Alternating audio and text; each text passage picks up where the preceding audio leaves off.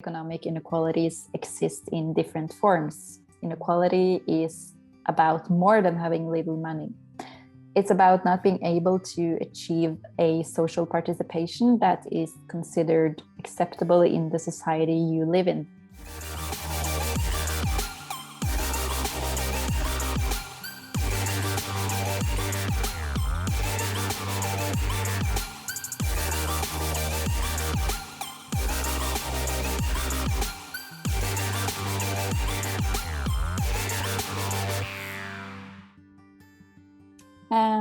So hi everyone, my name is Fredis Jensen and I'm an organizational consultant at the Welfare Alliance. We are also known as EAPN Norway or European Anti-Poverty Network Norway, as you can see by the top corner logo. I'm very glad to see that we have some participants with us on Zoom, and I would like to welcome you to today's workshop about awareness of inequality. So I will just say that we will open up for questions and comments after the presentation, so you know that, but feel free to write your questions or comments in the chat in the meantime. Okay, so I want to start with a quick poll just to get to know each other a bit better. So I want to know whether you personally believe that inequality within a country such as Norway should be reduced. Do you think yes, no, or are you unsure? And Sveta has launched the poll now, so you can just take a minute to choose your answer in the poll.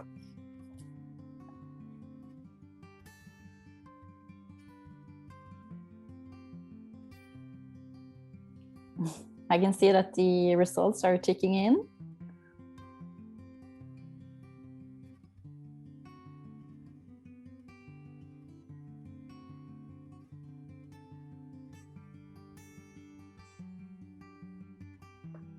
Okay, so I can see that most of you do consider inequality to be something that should be inequality. It should be reduced. Some of you, a couple of you, have said that you are unsure. And what I can say is that reduced inequalities is in fact a United Nations goal. So United Nations agree with those of you who said that inequalities should be reduced. The goal of reduced inequalities is in fact the number 10 social development goal, and there are 17 such goals or SDGs, and they are at the heart of the 2030 agenda that all United Nations member states, including Norway, have adopted. And by formulating reduced inequalities within and between countries as an explicit goal, United Nations signal to the world that little and reduced inequality is good and something to strive for, and reverse a lot of inequality is signaled to be a warning sign. So what does the Welfare Alliance have to do with the goal of reduced inequalities? The Welfare Alliance, or EAPN Norway, is a network of organizations who envision an active and inclusive welfare state where no one is left out.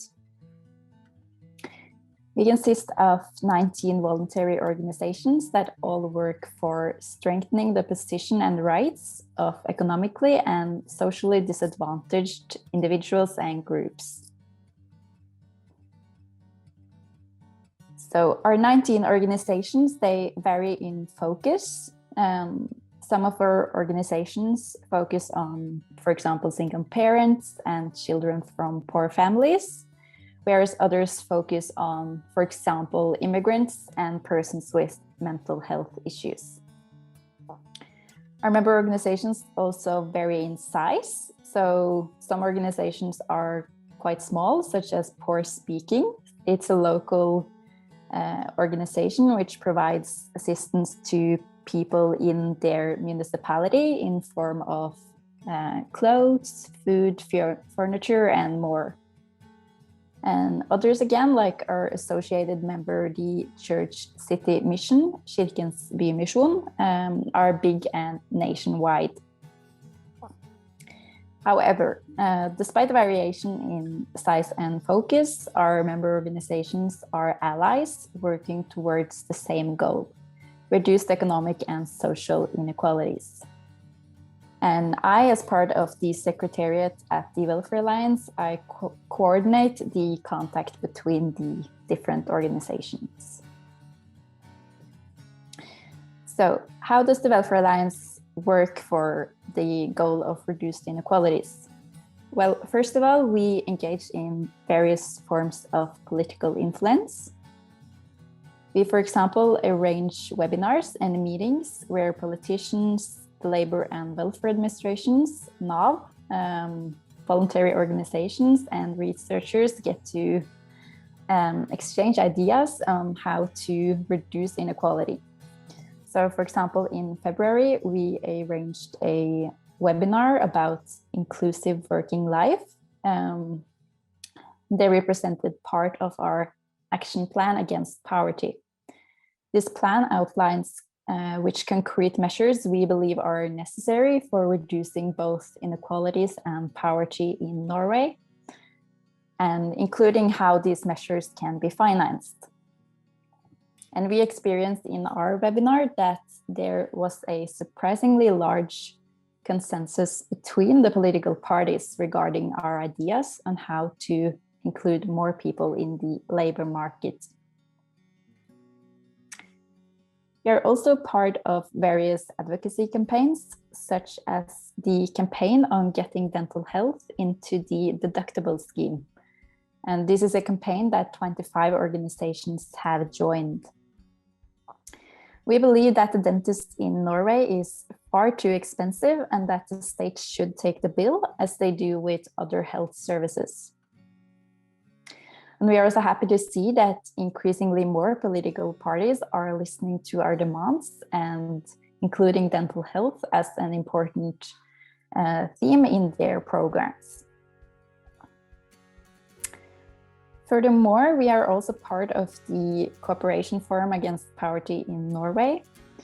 This is a forum with different organizations, and they hold regular meetings with the authorities 4 times a year.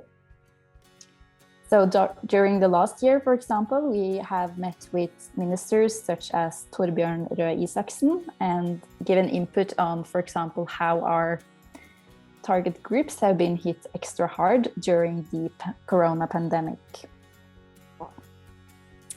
In addition to political influence, we also believe that attitude building work is quite important in promoting reduced inequalities, both as a goal for the individual and the society. Many people who experience poverty and inequality are ashamed because they are far too often blamed for their own circumstances. And in reality, there are often structural reasons behind inequality and poverty. And we want to prevent the poor from being looked down upon and stigmatized.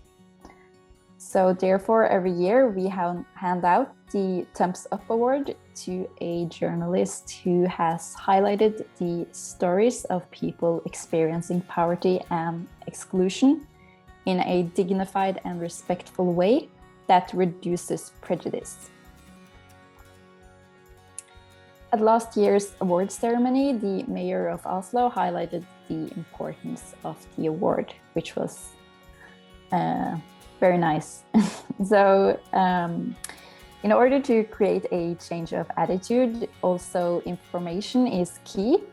And this is why we publish our Poverty Watch every year. And this is a report on poverty in Norway with the latest available statistics in the field. And for those of you who are interested, the AIESEC team will share the link to the reports in the chat. So these are some of the concrete activities that the Welfare Alliance does to reduce inequalities. And notice that in all our work, we aim to involve our member organizations, which consists mainly of people who have own experience with poverty and social exclusion and inequality firsthand. So that kind of real user participation is central to everything that we do, whether it's political influence, attitude building work, or something else. But Norway is a rich country, and we are internationally known for our strong welfare state. So it's an interesting question to ask if we even need networks such as the Welfare Alliance fighting for reduced inequalities. And we will say that unfortunately we do, as inequality is both present and increasing in Norway. Again, I want to ask you a question. I wonder whether you, or before the pandemic, what kind of percentage of the Norwegian population do you think lived in a household that couldn't afford an unforeseen expense of 15,000 Norwegian kroner? So I think Sverre will launch the poll now. So just make your best guess. It's no pressure.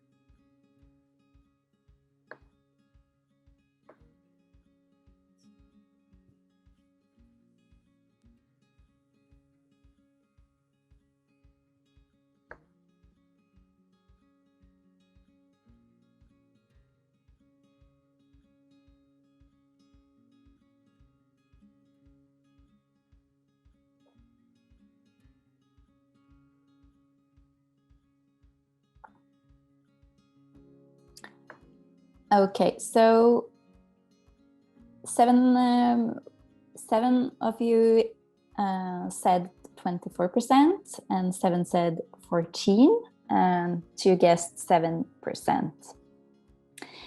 And I can say that many of you had right.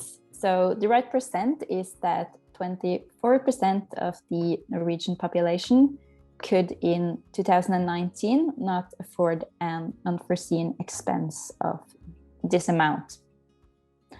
However, this statistic hides quite great educational differences. For those who had not completed upper secondary school, videregående skole, which is in fact a growing group, 36% did not manage such an expense before the pandemic.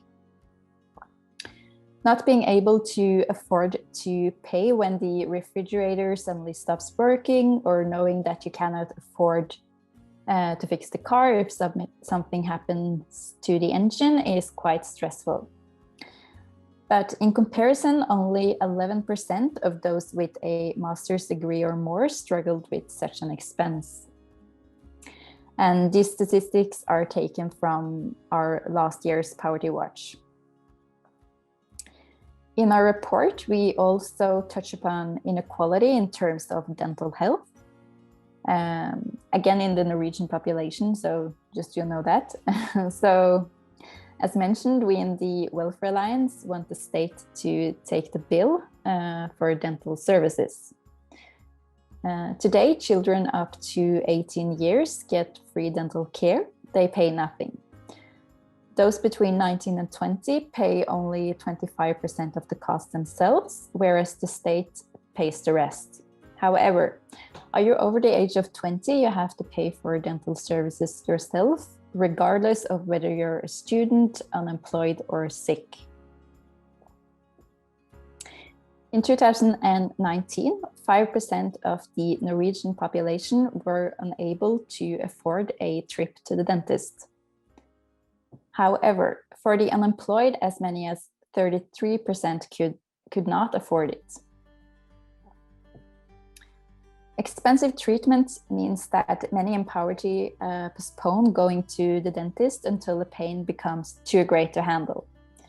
And we in the Welfare Alliance, we also see that people actually choose to pull teeth or repairing them because it's cheaper. And for those who cannot afford treatment, stigma and shame of having poor dental health is the problem. So the result is inequality in dental health in the Norwegian population. And therefore, as I mentioned, we actively promote that dental health services should be covered by the state in the same way as other health services is. And notice that the statistics I have now presented is taken from our Poverty Watch from last year, which has the newest numbers. However, statistics always lag a bit behind real time. So the newest numbers are therefore from 2019, before the pandemic. In a week's time, Statistics Norway will publish the 2020 numbers, and we in the Welfare Alliance, we unfortunately expect that inequality and poverty has increased because of the corona crisis. And this is something we expect mainly because many have lost their job, and being in paid work is essential for not being poor or for not having persistent low income. So a little about me. A little over 1 year ago, I was a student at the University of Oslo, finishing my master's degree in sociology. When the Norwegian Society first closed down in the middle of March, many of my fellow students lost their part-time job. And this was an important source of income for them, so many were quite concerned about not being able to pay rent. I wonder if any of you have any experience of losing your job because of the pandemic. If you feel like it, you can use the raise hand function now, so I can just get an idea.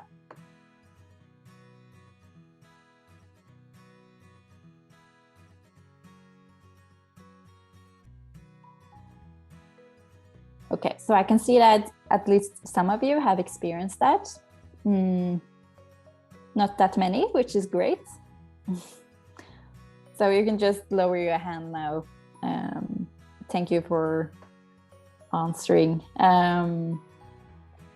Working for the rights of low-income groups, we in the Welfare Alliance know how hard it is to live off small amounts of money each month.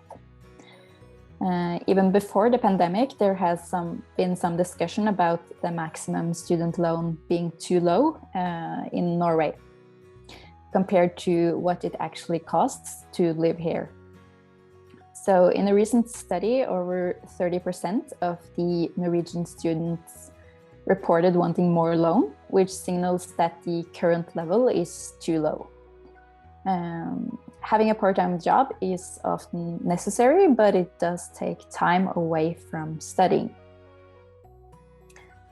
Personally, I lived at home with my parents and 2 younger siblings all the 6 years I was a student. And this was because I wanted to focus first and foremost on my studies. And I knew that if I were to move out, I needed to work quite a bit, and also, or more importantly for me, on a regular basis to afford the rent. And I want to now ask you a bit of a more broad question. I want to know if you have, as a student, experienced not being able to make ends meet. And perhaps you, as me, have avoided going to the dentist or to the doctor or going out with friends just because you couldn't afford the bill. Or maybe you have been dependent on your parents for financial help. So I want you to answer the question anonymously through something called Mentimeter. So you can just go to www.menti.com. So let me just switch to my Menti presentation.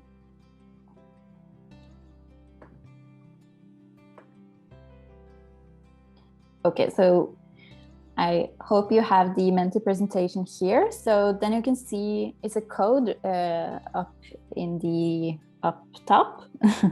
So you can just write in the code and you can write some answers to the question. It can be just some notes or a longer description. So, and keep in mind that it's totally anonymous. So, and you can also answer several times, so you can have more answers.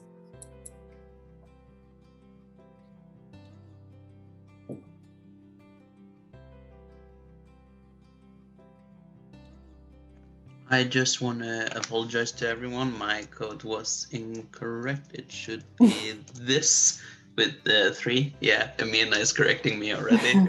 Thank you, Amina. Sorry.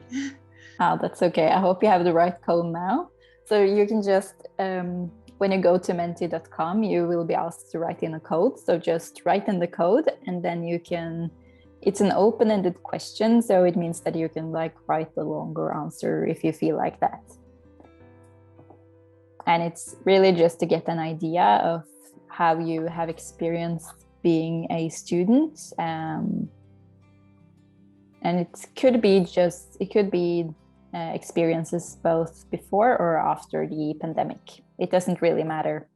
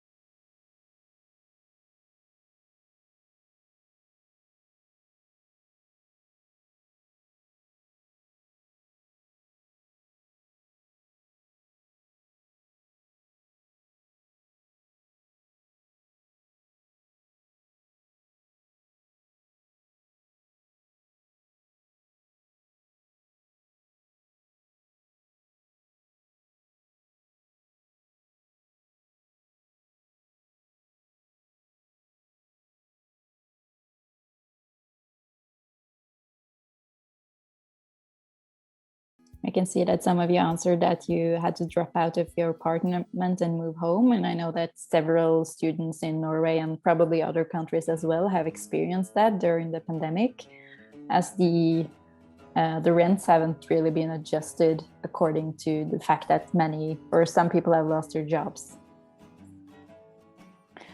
So I think I will close the Menti presentation now, as I can see that we have like 16 answers. So it's super that you wanted to share with me. I really appreciate you wanting to give some idea of what your experience as a student has been. So I would just go back to the other presentation. Yeah. And what I really wanted to emphasize with this exercise was that I can see that many of you have own experience with both like typical poverty factors and also inequality factors. So you have personally felt what it means to struggle to make ends meet. You have had problems paying for like physical health services, and and I can also see that there are many, and I can say that like, although you struggle with this, there are many who do not share the same challenge, as I have already touched upon, considering, for example, paying for the dentist. And this is really inequality in practice. Maybe you don't think about it, but it's there in everyday lives. So I want to shift the focus a bit, because I've seen that, I saw now that some of you like answered in terms of social activities, and that is an important part of it, because now we're focused a bit on the economic part of it, but really inequality and poverty are about more than having little money. It's about having a level of income and resources that means that you cannot achieve a living standard and a social participation that is considered acceptable in the society you live in. And many over the past year, there have been several rounds of social shutdowns, and many of us, and perhaps especially US students, have experienced how hard it is to not being able to go to the cinema, go out for coffee with your friends, go to the gym, and on like summer vacation abroad, as some of you mentioned as well in the last exercise. And not being able to be social and engage in ordinary social activities can negatively influence one's mental health, as some of you definitely have experienced. And studies show that the pandemic has led to more people experiencing everyday lives as stressful, and we have also seen a double to triple increase in symptoms of anxiety and depression. One of our member organizations, Mental Helse Bamble, is a local branch of the organization Mental Health. And their helpline has reported that from June to October last year, the number of inquiries about depression increased by 30%. And I can say for myself that not being able to participate in ordinary social activities definitely has taken a toll on my mental health. I want to ask you a question again on Menti. So you know the drill. It's anonymous, so it's the same code. So what I want to focus on now is how the social lockdown has influenced your mental health. So let me just switch to my Mentimeter again. It will be a bit of switching.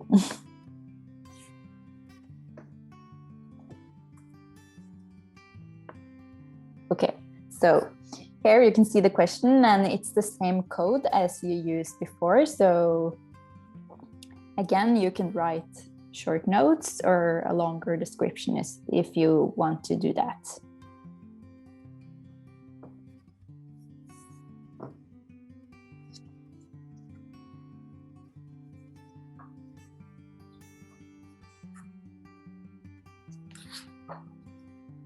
I hope you have the right code now and don't use the old one in the chat.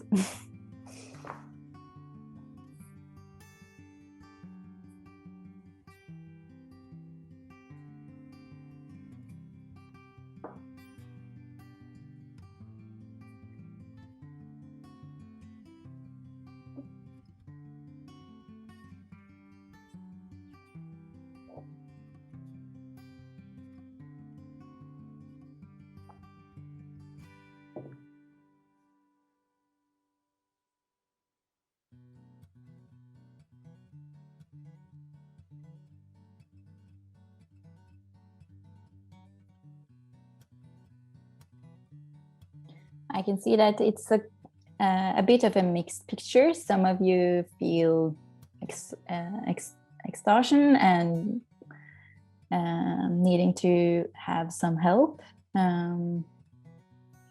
But some of you also feel that it hasn't really changed that much, and also being with the family has and having sufficient space has helped.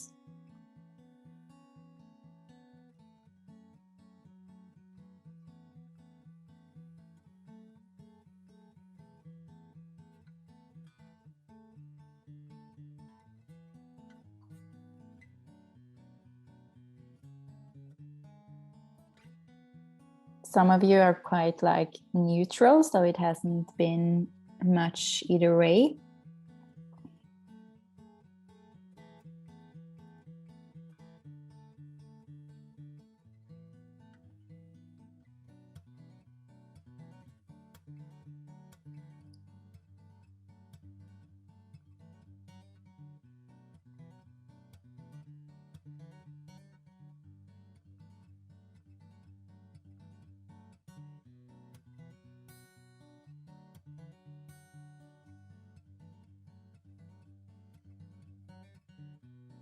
Okay, so I can see that we have gotten 17 answers, so I think I will stop collecting the answers right now. So again, thank you for wanting to share your experiences. I can see that, yeah, it's quite mixed. Some of you have experienced a negative influence on your mental health, whereas some of you haven't really noticed a big difference. And some of you also say that it's nice to be with your family and having more space. So yeah, so it's a bit mixed. So I will go back to my presentation now. Yeah. So I can see it as although some of you have like a neutral, don't really experience it being more negative. I see that many of you have experienced that, and really a key word in like the answers, some of your answers is that of like an isolation and how that affects your mental health. And what I can say is that the social isolation that many of us have experienced during the pandemic are something people in poverty and exclusion experience on a like regular basis. So whereas we are now constrained by the government's control measures, others are normally constrained by their lack of resources.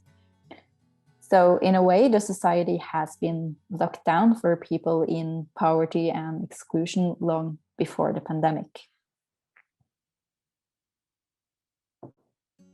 So we're coming to the end. So before opening up for questions, I want to end with a reminder for you to be more aware of inequality, both in the present and in the future.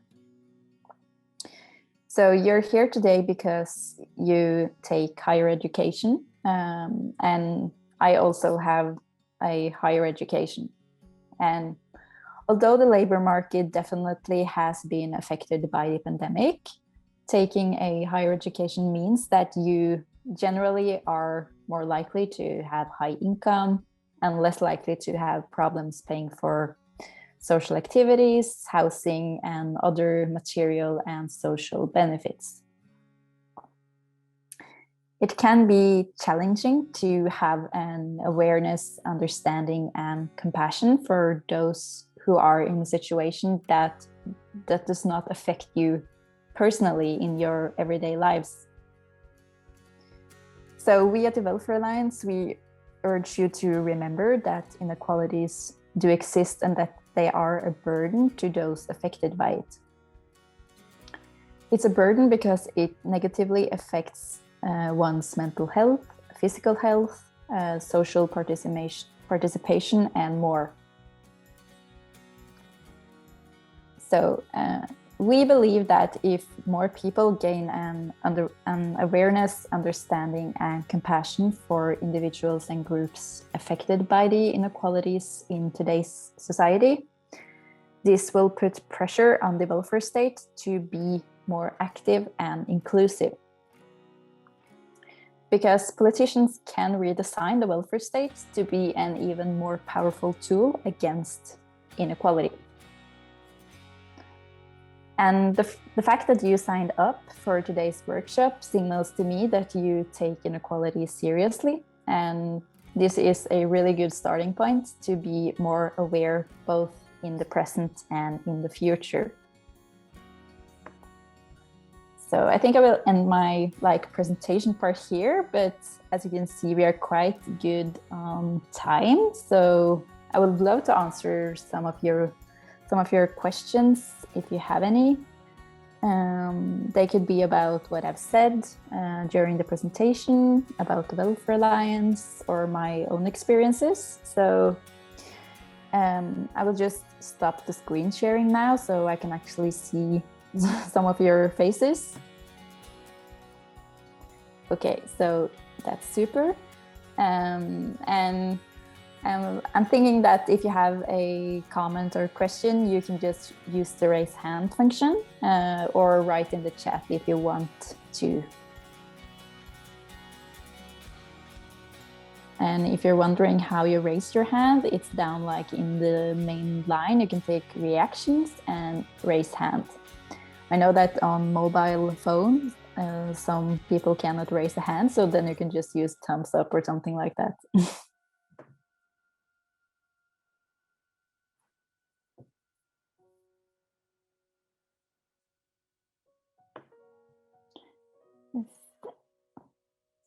I can see that there's a hand from the Broaden Base team. yeah. So I'm just going by Broaden Base. So my name is Sverre. Just wanted to talk a bit more. How do you think inequalities is what main difference in inequality would we see after Corona, and what are some steps forward to minimize the damage that is already done by people having work and people not having work?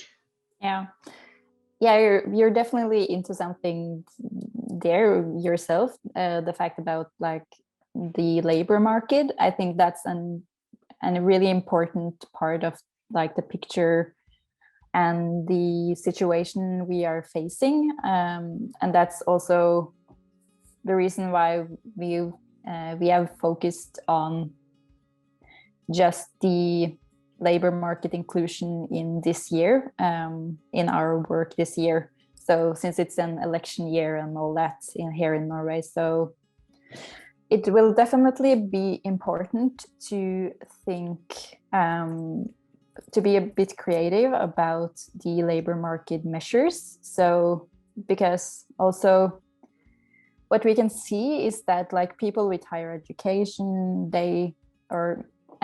not in all parts of, not all topics or all backgrounds, but generally the problem we are facing right now is that the jobs with lower demands in terms of formal education, it's really increased. It's many participants, or many are struggle to get those few jobs. So definitely some of this will get a bit better when the government measures also is lifted. So we have to wait to see about that, but we have to think about, we have to see the measures in relation to what people are going to use them. So it's harder now for people who have been without a job for a longer time. Their chances to get a new job is really lower now than before the pandemic. So and then the same measures cannot be used on people with, like, for example, higher education and people who haven't really worked in, for example, 3 years. So you have to have a quite nuanced perspective on the whole issue, in terms of, like, you have to see if maybe you have to have a closer connection in terms of, like, educational measures and labor market measures to get people into work. And I also think that the mental health perspective is another important part of this. And it also is definitely linked to the labor market to some degree. Being without work for, especially for a long time, is definitely hard on mental health. So I think that we definitely have to be more aware of the mental health in the population, because I think that it's easy to, like, minimize the mental health issues, but it really is quite important. Also, it's also important to get people into work, because if you have, like, a really bad mental health situation, then that's also going to have a negative influence on getting those people, like, back into work. I just have a return on that before I let go, Kim. Because then you see that not really going to the root of the problem by some government, or the actual workforce, by importing so much workforce, because it takes too much time and energy to train up the people that is already in NAV, already in the system, already lined up for looking for jobs, because they need 2 months for training to cut cucumbers or whatever. Yeah, you really have to. I think that the pandemic has revealed some flaws in the systems, and we have to have, like, a discussion, or, I mean, it is discussion in some forums, but I really think that you have to be critical about what you're seeing right now.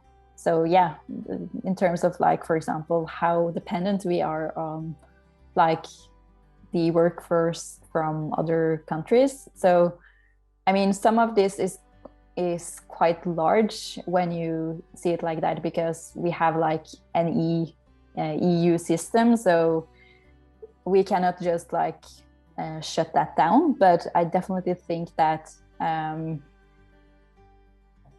we have to be creative also about creating new jobs. So, and also like jobs that doesn't require, like, a master's degree, right? Because it has to be some jobs for those who do not go that route. So yeah, I can see some other hands. I don't know who was first, but I will. Was first. Joachim? Yeah. So I will give the word to you, Joachim. Okay, I have a few questions here. Maybe I'll start with this one.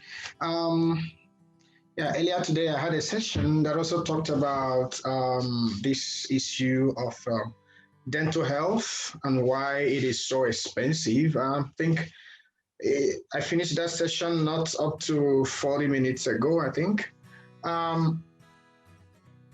Here in Norway, what do you think is responsible for this inequality? Does it cost more to train to be, a dentist than probably training to be a GP? Does it cost more to train in that field of dentistry? Okay, so that was the first question. I don't really know that much about, like, the international perspective, like Norway compared to other countries. in most other countries, from what I know, healthcare is healthcare. So it's everything is put together. There is no separation as to maybe mental health, dental care, and probably other. Everything is put together. So if you're getting a healthcare system, healthcare, it covers everything. So I was surprised when I heard that here the dental aspect is, isolated from whatever others that exist. So I don't know why. So I'm trying to find out if you are aware of what could be responsible for these inequality, because you mentioned that in your presentation. Yeah. It's definitely, you're onto something there. That's what also critics like they point to, that like what is that differentiation about, or like for physical health and dental health. Like that's really the argument for it being free. Like it's weird that we have a different system for dental health compared to physical health. So I don't know the exact reason why it is like a differentiation there, but I'm quite certain that it's probably like an historical perspective here. So if you go like political history, so if you go back to like when it was introduced, or I think that if you look at the political history, then you probably are going to be more enlightened on that, like kind of a weird differentiation, because it definitely, that's our perspective as well, that dental health is quite important, not only like for the aesthetic part. It's not that, it is a real part of like your health situation. And like I think we all can say that when having like a bad toothache is really hard, and it's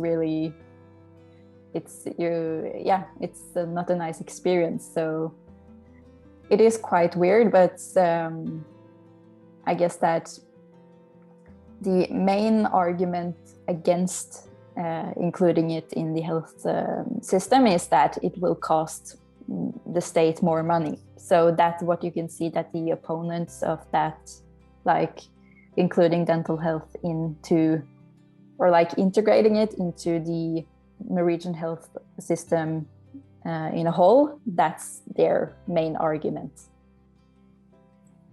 But we also believe that it will be smart to think preventive, and also that it is it really is like a class issue also. So people, as I said in the presentation, when people like have to pull their teeth instead of repairing them because it costs like so much, you have to pay like several thousand kroners to fix your teeth.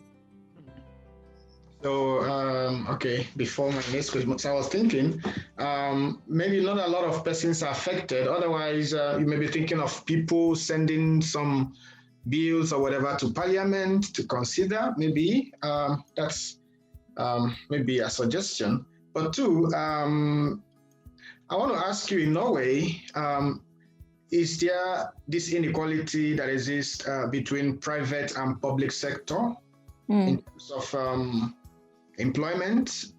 Do you have something like a standard minimum wage for both in the public and private sector, or that inequality in payments of wages exists?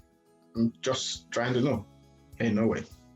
Yeah, we do have like a minimum wage, but like the general picture definitely is that in private sector there are higher wages.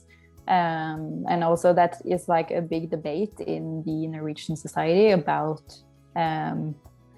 it's like a gender issue as well, because more women are working in public sector and more men are working in private sector, and that only like enforces the economic inequality between genders. So it definitely is yeah, so we do have a minimum wage, but it is like a general picture that it's better to work in the private sector.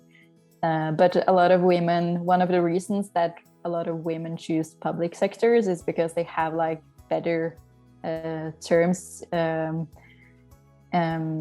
like better conditions in terms of like having children. So that's like a main reason why more women choose the public sector with like lower wages and such.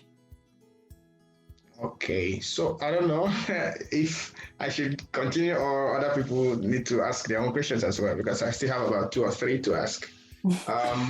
Emina, should I go on or you want other people to ask? Let's give Sophia a chance, and then then we can switch back to you. Maybe she also has the same question as you. Yeah. That's what I was thinking. Thank you. We definitely have some time as well, so we don't need to rush. Yeah, Sophia? Right, so I got 2 questions as well. The first thing is, I'm from Germany, so I don't really know a lot about the social system in Norway, but what does the government to support poorer kids? And also, is there maybe something that prevents poorer kids to actually manage to earn more money and to raise socially, basically? Because I know in Germany, if the parents earn a specific, or if the parents are getting governmental support, the children are allowed to work, but they are not allowed to earn a lot of money, because otherwise their parents will get less money. Is there something like that in Norway as well? And are you thinking about like a bit older children, since you're talking about income? The poor children, that like the support, that's for every child.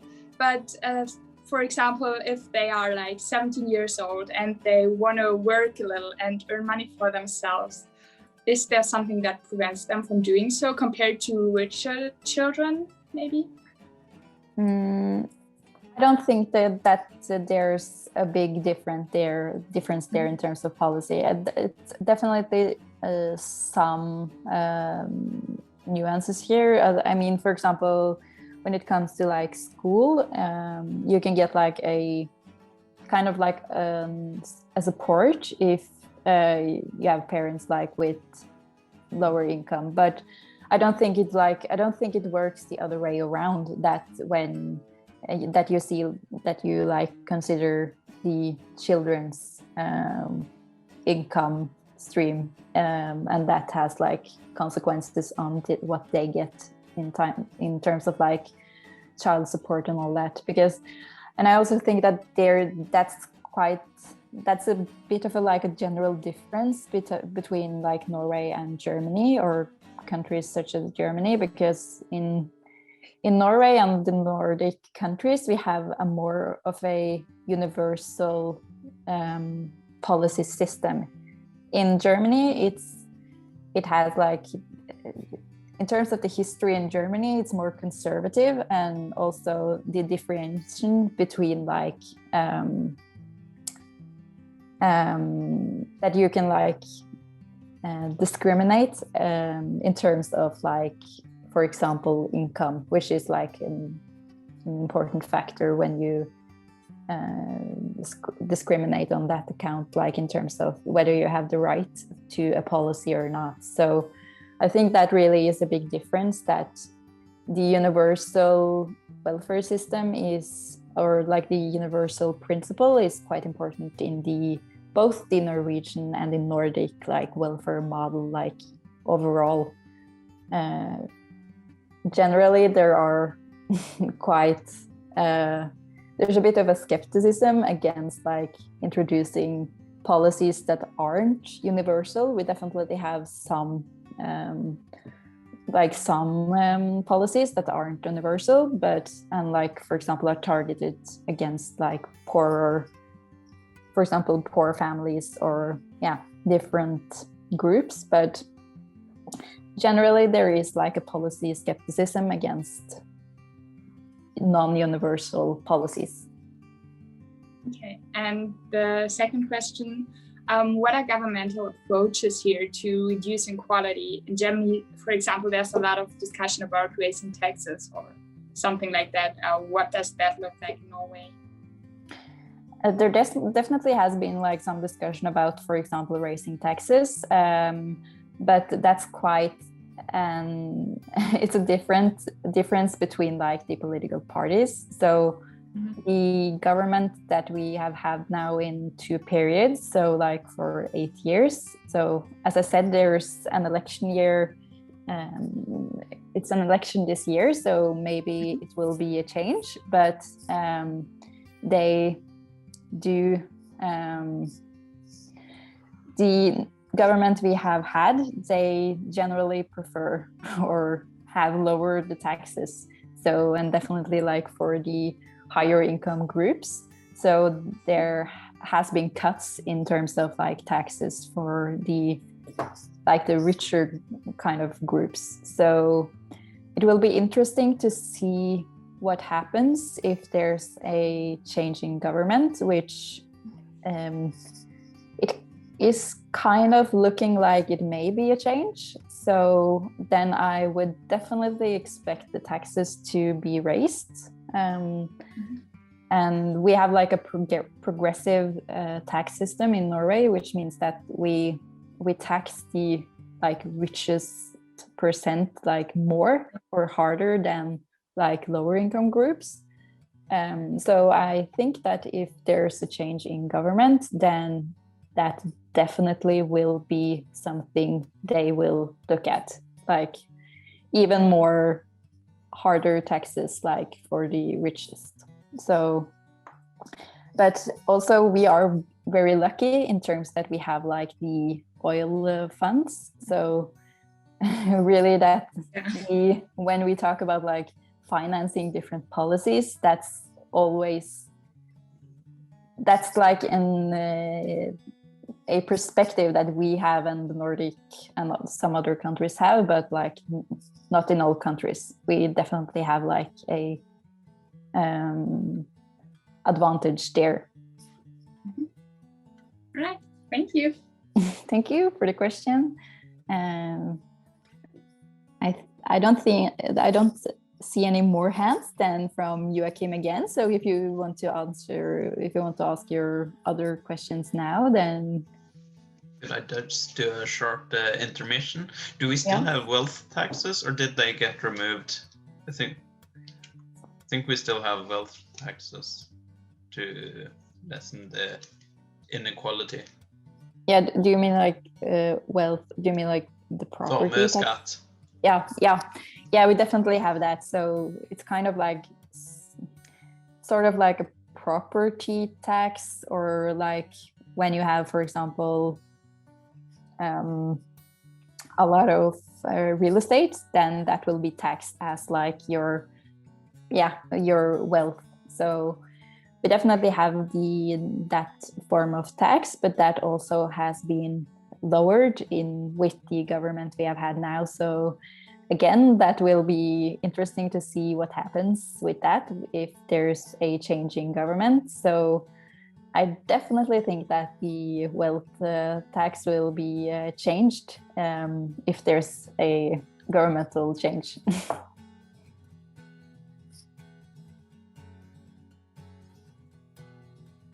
So Joachim, are you there? Yes. My next question is I'm trying to like get your view on who takes the bulk of the blame for inequality, the individuals, or that's the affected group, or the society. I mean, in this case, politicians. I'm trying to like, because everything that happens in society revolves around politics. So who takes the bulk? Because I'm asking this question because you made emphasis on people getting education. And I read a report sometime, I think it was last month or so, that in the UK, the younger population are no longer having interest in maybe formal education, especially when it comes to IT. You know, you hardly find the young people in the UK going to, you know, study IT-related courses in the university. And I think a similar trend is also trying to present itself in the US. So I'm asking, who takes the bulk of the blame in Norway? Because we are talking about Norway. Why some of these inequalities exist? Are the individuals to blame, or will take the blame to the government?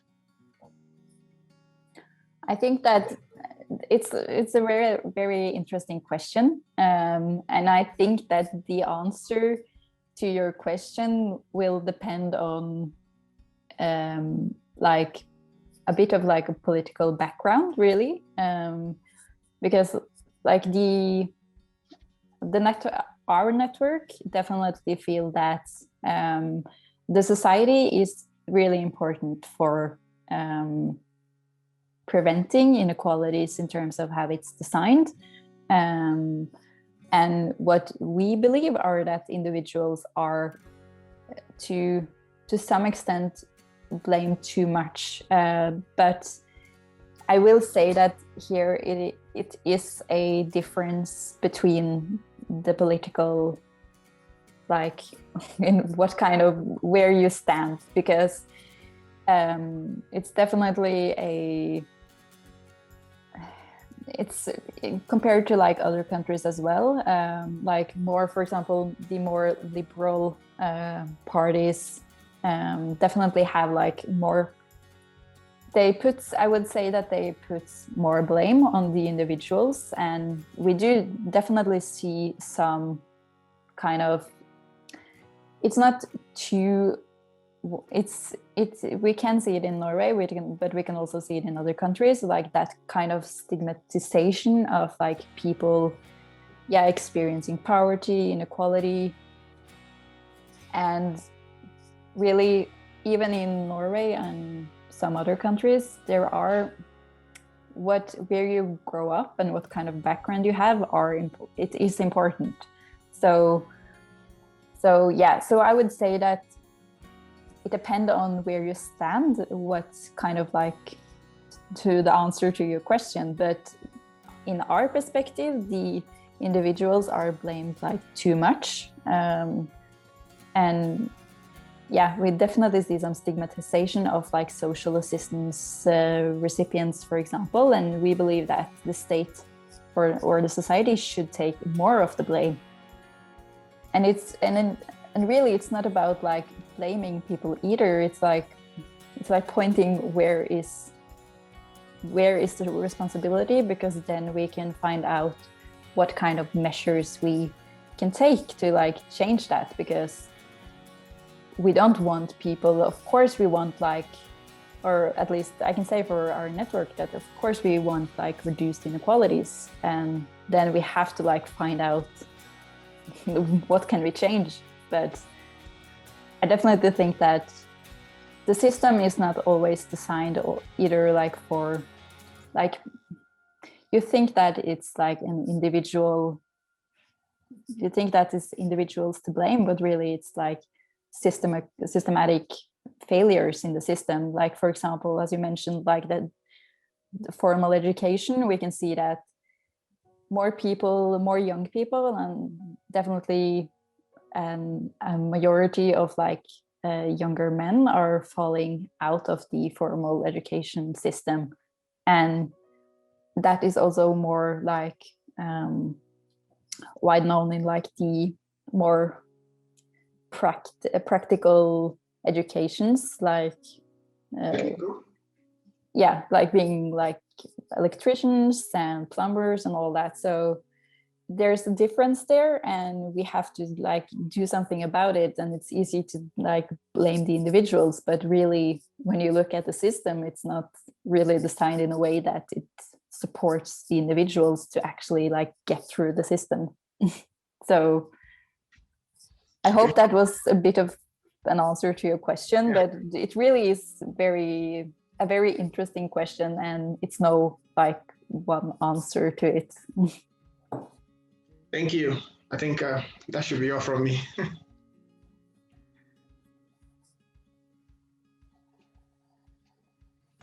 I can see your hand, Sverre. Yeah, I just wanted to add a tiny bit, doubling down on your point, that because putting the blame responsibility on single people doesn't really make a change in the end of the day.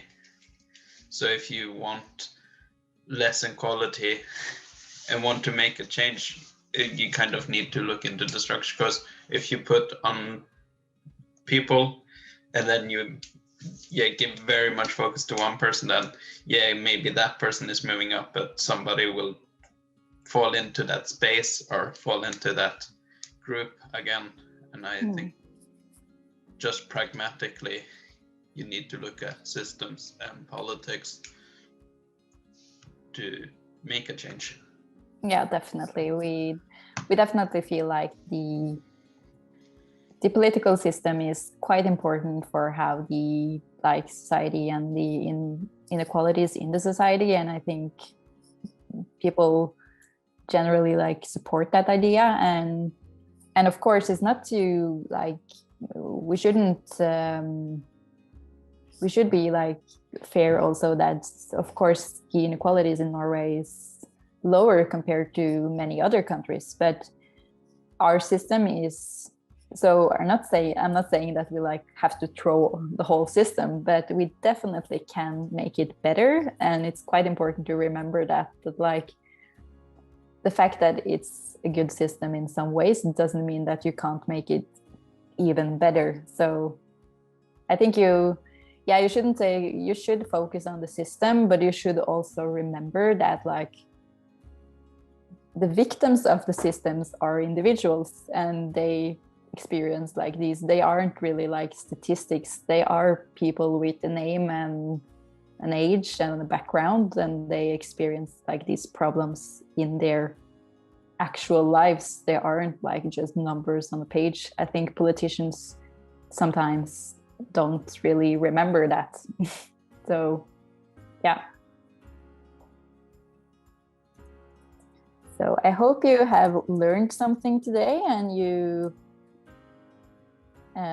experienced it as interesting. So I think I will just give the word back to the AIESEC team, and I would like to thank you all for participating and coming with questions and writing your descriptions in when we had the Mentor-Meter questions and all that. It was very interesting to see and hear from you what kind of experiences you have had. So thank you all for participating in the workshop. And I hope you remember to be aware and have compassion for reducing the inequalities in the system.